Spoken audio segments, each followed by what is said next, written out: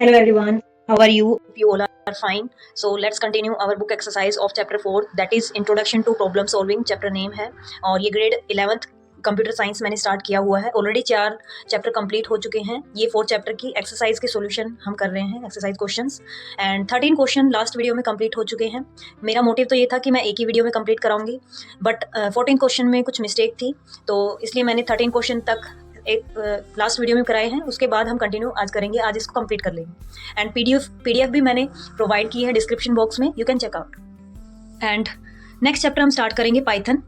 और पाइथन हर competitive exam में पूछा जाता है और एनसीईआरटी से क्वेश्चन तो पूछे ही जाते हैं, तो आप सब मेरे साथ बने रहिए. Next question is question number 14. Following is an algorithm for going to school or college, suggest improvement to include other options. एक एल्गोरिथम गिवन है and we have to improve this algorithm. जहाँ भी हमें रिक्वायरमेंट लगे कि इसको improve करना चाहिए, हमें वो स्टेप्स ऐड करने हैं. इसमें पहला स्टेप दिया हुआ है वेकअप, डायरेक्ट वेकअप. स्टार्ट, हमेशा एल्गोरिदम स्टार्ट करें, फर्स्ट स्टेप हमारा स्टार्ट ही होना चाहिए and last step will be end. Second step यहाँ पर दिया है get ready. Third step take lunch box and fourth step दिया है टेक बस. तो बस लेने से पहले हमें चेक करना चाहिए is there any bus available. अगर बस अवेलेबल है then take bus, otherwise we can take auto or any rickshaw. And then next step will be get off the bus and then reach school or college and last step will be end. तो इसमें हमने देखो क्या improve हमने किया है. Answer है इसका first step will be start, second step wake up, third get ready, then take lunch box, then check transport availability. ये स्टेप ऐड किया गया है एंड ये भी स्टेप ऐड किया गया है. Then if bus is available, this step is also added. And then if bus is available take bus, else take auto or walk.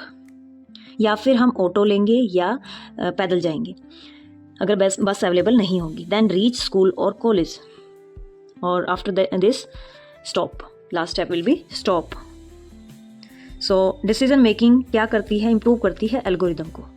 यहाँ पर हमने डिसीजन मेकिंग स्टेटमेंट ऐड की है. ये जहाँ हमने इफ़ को यूज़ किया है, यहाँ पर हम डिसाइड कर रहे हैं अगर बस अवेलेबल होगी तो हम बस लेंगे, एल्स हम क्या लेंगे, कोई ऑटो या फिर पैदल जाएंगे. तो यहाँ पे हम दो चॉइस हो गई हमारी कि अगर अवेलेबल है तो बस, नहीं अवेलेबल है तो ये. So next question is question number 15. Write a pseudo code to calculate the factorial of a number. किसी भी नंबर का फैक्टोरियल फाइंड आउट करने के लिए हमें एल्गोरिदम डिज़ाइन करना है. So this is the algorithm to calculate factorial. सबसे पहले समझिए फैक्टोरियल क्या होता है. मैथमेटिक्स में आपने अगर समझा हुआ है तो आप इजीली अंडरस्टैंड कर पाएंगे. लेट्स से मुझे 3 का फैक्टोरियल फाइंड आउट करना है, तो इसका फॉर्मूला होता है इसी नंबर को हमें डिक्रीजिंग ऑर्डर में लिखते जाना है और फिर हर एक डिजिट को मल्टीप्लाई करते जाना है. 3 माइनस 1 2 माइनस 1 और बीच में सभी के मल्टीप्लाई. इनका जो मल्टीप्लाई करने के बाद आंसर आएगा दैट इज़ 3 फैक्टोरियल. 3 2 जा 6. ऐसे ही 4 का हम कैलकुलेट कर सकते हैं. 4 मल्टीप्लाई में 3 मल्टीप्लाई 2 एंड देन मल्टीप्लाई 1. क्या आएगा, 4 3 जा 12, 12 2 जा 24. तो 4 फैक्टोरियल आंसर आ गया 24 एंड 3 फैक्टोरियल इज़ 6. सो ऐसे कैलकुलेट किया जाता है. अब इसी का हमें क्या डिज़ाइन करना है, सूडो कोड डिज़ाइन करना है. सो इसके अंदर क्या होगा, हमने एक फंक्शन बनाया to calculate factorial of number n. ये जो ब्रैकेट में मेंशन किया गया है, this is the number whose factorial we have to find. So first of all set result to 1. हमें क्या लेना है, रिजल्ट की वैल्यू, रिजल्ट यानी कि वो वेरिएबल जिसमें हमारा फाइनल आंसर आएगा. सो रिजल्ट की वैल्यू हमने कितनी कर दी, 1. इफ़ n लेस देन 0, अगर n की वैल्यू लेस देन है किससे, 0 से. अगर n की वैल्यू अभी 0 से कम है तो हमें क्या करना है, देन रिटर्न एरर. क्योंकि negative numbers do not have any factorial. Negative numbers का हम फैक्टोरियल नहीं निकाल सकते. 0 से स्टार्ट होगी यानी कि 0 से स्टार्ट होगी, 0 होगा तो हमें रिटर्न करना है 1. 0 का फैक्टोरियल हमेशा याद रखना आप कितना होता है, 1. और पॉजिटिव नंबर्स का ही फैक्टोरियल हम फाइंड आउट कर सकते हैं. तो सबसे पहले यही चेक किया जाएगा कि नंबर नेगेटिव तो नहीं है. नेगेटिव के लिए हम ये कंडीशन देते हैं n इज़ लेस देन 0. अगर n की वैल्यू लेस देन 0 है, लेस देन 0 यानी कि नेगेटिव नंबर है वो, तो हम रिटर्न करेंगे एक एरर मैसेज को जिसमें लिखा होगा negative numbers do not have factorials.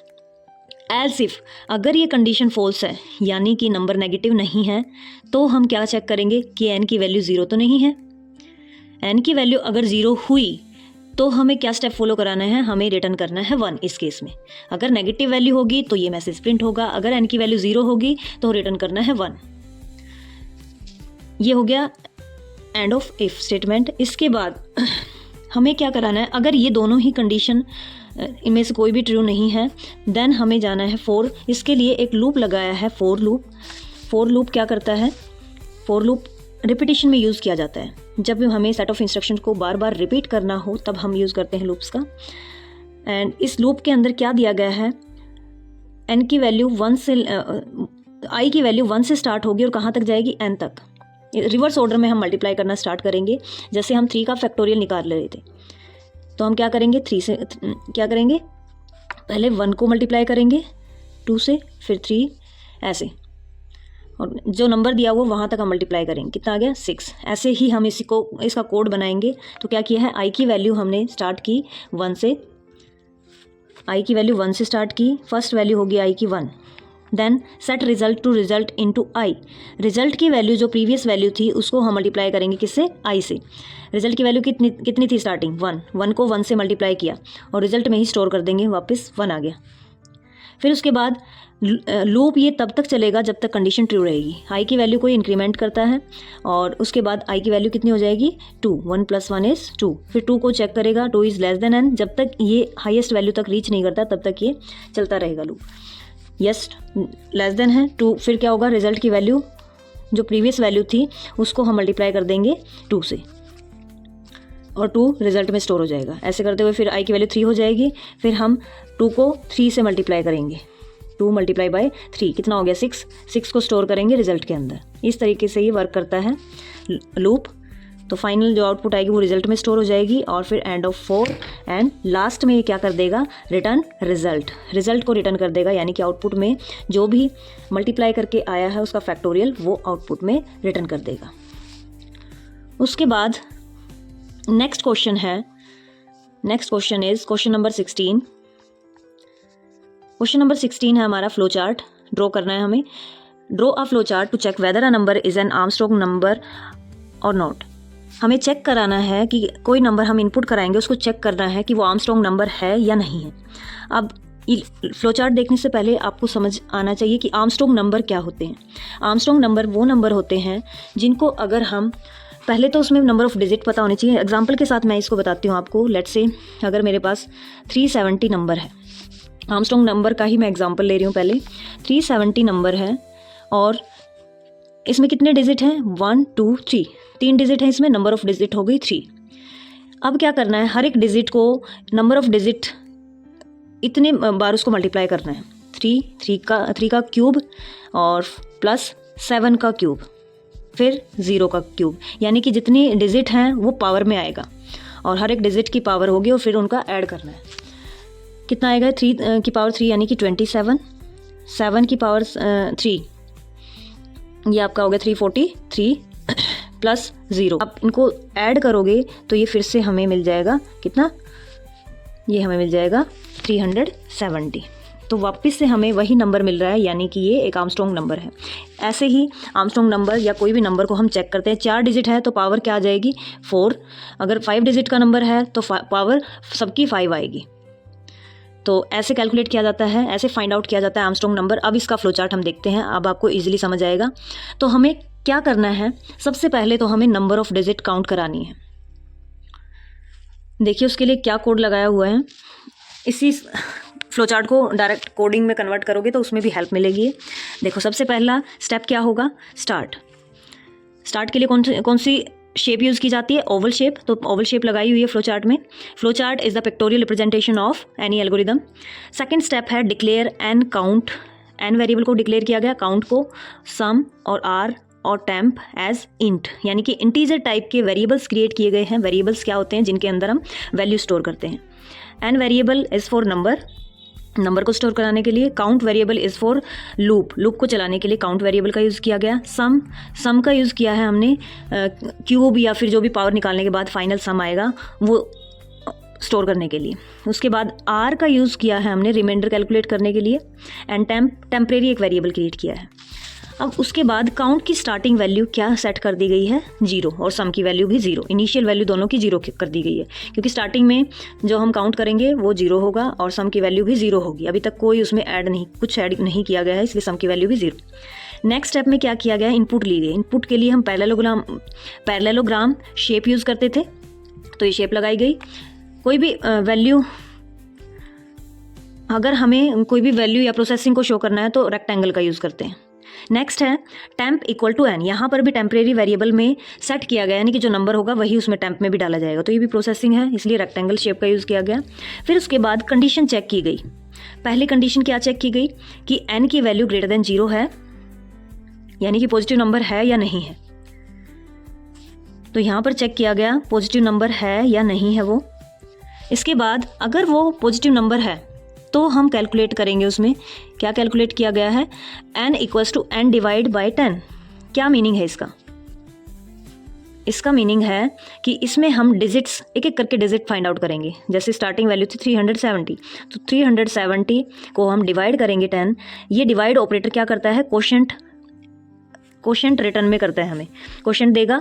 और एक और ऑपरेटर होता है मॉडुलस ऑपरेटर, ये रिमाइंडर देता है। तो यहाँ पर डिवाइड स्लैश यूज़ हुआ है तो ये क्वोशंट देगा। क्वोशंट कितना है, 37 आ गया। और ये किसके अंदर स्टोर हो जाएगा, ये आपका स्टोर होगा एन के अंदर ही। एन की वैल्यू हो गई 37 और काउंट की वैल्यू को बढ़ा देगा। काउंट की वैल्यू स्टार्टिंग क्या थी, 0, अब काउंट की वैल्यू कितनी हो गई है, 1। काउंट के लिए मैंने सी को शो किया। इसके बाद फिर से एन को क्या करेगा, डिवाइड। जब तक एन की वैल्यू ग्रेटर देन 0 रहेगी तब तक ये ऐसे ही स्टेप फॉलो होता रहेगा। एन की वैल्यू को चेक करेगा, एन की वैल्यू 37 है करंटली, 37 ग्रेटर देन है 0 से, येस बिल्कुल है। तो फिर से ये डिवाइड होगा, यहाँ पे फिर से डिवाइड हुआ। अब की बार क्या वैल्यू आ जाएगी, अब की बार वैल्यू आएगी 37 को डिवाइड करेगा 10 से, 3 वैल्यू आएगी। 37 जब डिवाइड होगा 10 से तो 3 वैल्यू आ जाएगी। यहाँ पे मैं इरेजर का यूज़ कर लेती हूँ। तो यहाँ पे अब की बार 37 डिवाइड हुआ है तो आ गई 3 वैल्यू। और काउंट की वैल्यू क्या हो जाएगी, काउंट की वैल्यू हो जाएगी 2। फिर एन की वैल्यू फिर से चेक हुई, एन की वैल्यू 3 है, 3 greater than 0, yes greater than 0 है, तो फिर से ये डिवाइड होगा। अब की बार क्या डिवाइड होगा, 3 डिवाइड होगा 10 से, वैल्यू कितनी आ जाएगी, 0, वैल्यू आ गई 0 आ गई। सी की वैल्यू को इंक्रीमेंट कर देगा ये, सी की वैल्यू हो गई 3। फिर उसके बाद चेक किया इसने, n is greater than 0, no, 0 is not greater than 0, क्योंकि एन की वैल्यू 0 हो गई है। अब 0 ग्रेटर देन 0, कंडीशन हो गई फॉल्स। कंडीशन फॉल्स होते ही ये यहाँ से क्या करेगा, एन की वैल्यू को, टेम्प की वैल्यू को एन में सेट कर देगा। और टेम्परेरी वेरिएबल में हमने क्या स्टोर किया था, एन कितना था, 370। यानी कि पहले हमने एन को किसी टेम्परेरी वेरिएबल में भी स्टोर किया 370। हमें पता कैसे चलेगा, क्योंकि हम तो एन को डिवाइड करते हुए जा रहे हैं। तो 370 को हमने टेम्प में भी ढाला हुआ है। तो अब फिर से एन की वैल्यू, क्योंकि एन की वैल्यू यहाँ डिवाइड होकर 0 हो गई थी, बार बार उसको डिवाइड किया गया, एन की वैल्यू 0 हो गई। लेकिन हमारा एक्चुअल नंबर हमें पता होना चाहिए। ये तो सिर्फ डिजिट को काउंट करने के लिए लगाया गया है। काउंट वेरिएबल में कितनी वैल्यू हो गई है, 3, क्योंकि 3 ही डिजिट है, तो काउंट की वैल्यू हुई 3। फिर इस टेम्प में जो वैल्यू स्टोर की हुई थी हमने 370, वो फिर से वापस एन में डाल दी गई है। अब प्रोसेस चलेगा किसका, कि उनकी पावर कैलकुलेट होगी और फिर ऐड होगा। तो फिर से एन की वैल्यू को चेक किया जाएगा, 0 से कंपेयर किया जाएगा। एन की वैल्यू 0 से बड़ी होगी तो क्या करेंगे, हम रिमाइंडर कैलकुलेट करेंगे। रिमाइंडर कैलकुलेट करेंगे 370, हमने एग्जाम्पल लिया था मोड 10। मॉड्यूलस ऑपरेटर क्या देता है, रिमाइंडर। जब इसको 10 से डिवाइड किया जाएगा तो रिमाइंडर इस यहाँ पर 0 आएगा फर्स्ट केस में। और सम में क्या आ जाएगा, सम प्लस पावर कैलकुलेट होगी, पावर फंक्शन यूज़ किया गया है। सम की वैल्यू स्टार्टिंग थी 0 और पावर किसकी होगी, r to the power count. r के अंदर क्या है, r के अंदर पहली डिजिट आ गई है, क्योंकि रिमाइंडर कैलकुलेट हुआ है। रिमाइंडर क्या होगा, लास्ट वाली डिजिट ही आएगी। लास्ट वाली डिजिट 0 आई, 0 की पावर जो भी काउंट वेरिएबल था, 0 की पावर काउंट कितना आया था, 3। तो सम की वैल्यू कितनी होगी, 0 फर्स्ट स्टेप में। फिर क्या हुई, फिर कंडीशन चेक हुई। इससे पहले एक और स्टेप दिया हुआ है, देखिए एन डिवाइड बाई 10। एन की वैल्यू डिवाइड की जाएगी 10 से, वही जो पीछे प्रोसीजर हुआ था। 370 को डिवाइड करेंगे हम 10 से तो कितना आएगा, तो आया हमारा 37। अब नेक्स्ट स्टेप में क्या होगा, नेक्स्ट स्टेप में हमारा एन की वैल्यू कितनी हो गई थी, 37। फिर आर कैलकुलेट होगा दोबारा से, 37 मोड 10 कितना आ गया, आर की वैल्यू आ गई 7। नेक्स्ट डिजिट हमें मिल गई, पहले 0 मिली, पीछे से डिजिट निकलती जाएंगी 7। फिर क्या करेंगे, सम फिर से कैलकुलेट होगा। सम इक्वल्स टू, सम की वैल्यू 0 है क्योंकि 0 ही ऐड हुआ था। उसके बाद पावर करेंगे, आर की पावर काउंट यानी कि 7 की पावर 3 कितना हो गया 343। तो सम की वैल्यू कितनी आ गई 343। उसके बाद n की वैल्यू फिर से चेंज होगी, n की वैल्यू कितनी हो जाएगी, n की करंटली वैल्यू कितनी थी 37। 37 को डिवाइड करेंगे 10 से, डिवाइड करेंगे तो क्वेश्चन कितना आ जाएगा 3। तो 3 इसका आंसर आ जाएगा। उसके बाद फिर नेक्स्ट एक बार और रिपीट हो गए, n को चेक करेगा, n की वैल्यू 3 हो गई है, क्या 3 ग्रेटर देन है 0 से, येस ऑफ कोर्स। उसके बाद फिर से ये सारी स्टेटमेंट्स रिपीट होंगी क्योंकि अभी कंडीशन क्या है, अभी भी कंडीशन ट्रू है, 3 इज़ ग्रेटर देन 0, येस अभी भी ट्रू है। तो फिर से रिपीट होंगी ये सारी इंस्ट्रक्शंस। आर की वैल्यू कितनी हो जाएगी n मॉडुलस 10, n मॉडुलस 10 यानी कि 33 सॉरी n की करंटली वैल्यू कितनी है 3 मॉडुलस 10 कितना आएगा, रिमाइंडर 3 ही आएगा। तो आर की वैल्यू आ गई 3। सम कैलकुलेट होगा, सम की प्रीवियस वैल्यू कितनी हो गई थी 343 हो गई थी। और इसके बाद प्लस करेंगे हम power r to the power count, r की वैल्यू कितनी है 3, काउंट की वैल्यू 3 ही थी, 3 की पावर 3 यानी कि 27। 343 में कितना ऐड करेंगे हम 27, ये ऐड करेंगे कितना आ जाएगा, ये 370 ही आ जाएगा। उसके बाद n की वैल्यू की जाएगी डिवाइड बाय 10, n की वैल्यू कितनी थी 3 को डिवाइड किया 10 से, कितना आएगा आंसर 0, क्वोशंट देगा क्योंकि ये, तो क्वोशंट यानी कि n की वैल्यू हो गई 0 और सम की वैल्यू हो गई है 370। इसके बाद क्या होगा, ये फिर से चेक करेगा, n ग्रेटर देन 0 है, n की वैल्यू तो 0 हो गई है, तो 0 is greater than 0, no, condition हो गई फॉल्स होते ही ये इधर आएगा नीचे। If temp equals to sum, temp में हमने क्या स्टोर किया गया था, नंबर को स्टोर किया गया था, क्या टेम्प की वैल्यू यानी कि टेम्प में 370 था और सम की वैल्यू भी कितनी आई है 370, दोनों इक्वल हैं, यस दोनों इक्वल हैं। तो क्या होगा, इक्वल है तो कंडीशन ट्रू है, यानी कि कंडीशन ट्रू हुई तो प्रिंट कर देगा this is a Armstrong number. और अगर ये कंडीशन फॉल्स हुई, दोनों इक्वल नहीं आए, तो कंडीशन क्या होगी फॉल्स, एंड प्रिंट कर देगा this is not a Armstrong number. और लास्ट में क्या होगा, स्टॉप, लास्ट स्टेप हमारा होगा stop, and this is the end step of any flow chart. So ये पूरा प्रोसेस था आर्मस्ट्रॉन्ग नंबर का। आई होप सभी को समझ आया होगा। अगर कहीं पर भी कन्फ्यूजन है you can comment. Next question यहाँ पे एक्सप्लेनेशन भी दी है, you can check it and I will also provide you PDF, you can copy it or download it. Next question is question number 17, verify and correct the number classification algorithm. एक algorithm दिया हुआ है, following is an algorithm to classify number as single digit, double digit, big, ये सब। So ये question है, इसमें क्या करना है, अगर नंबर दिया हुआ है ये एल्गोरिदम, आपको चेक करना है क्या सभी नंबर्स के लिए वर्क करेगा या नहीं।